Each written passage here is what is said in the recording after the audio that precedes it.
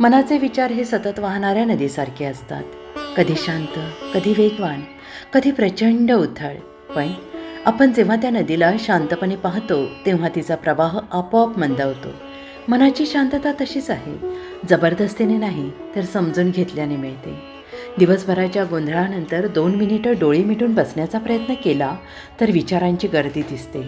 पण याच विचारांकडे शांतपणे पाहणं हे मनाला स्थिर करायचं पहिलं पाऊल असतं. लढायचं नसतं, फक्त निरीक्षण करायचं असतं. मानसिक शांतता म्हणजे सर्व समस्या दूर होतात असं नाही, पण त्या समस्यांकडे पाहण्याची क्षमता वाढते. जेव्हा मन शांत होतं तेव्हा परिस्थितीचा दृष्टिकोन बदलतो.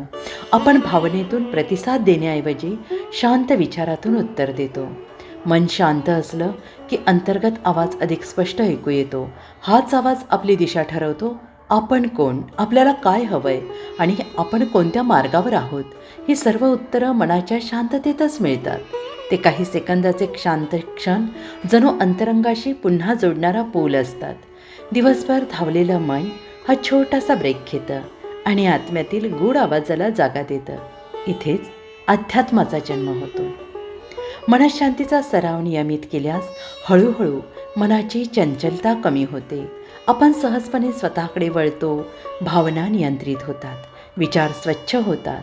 शेवटी मनाची शांतता ही एखादी प्राप्ती नसून जीवन जगण्याची एक सुंदर सवय आहे. ज्याने ती शिकली त्याने स्वतःला जिंकलं.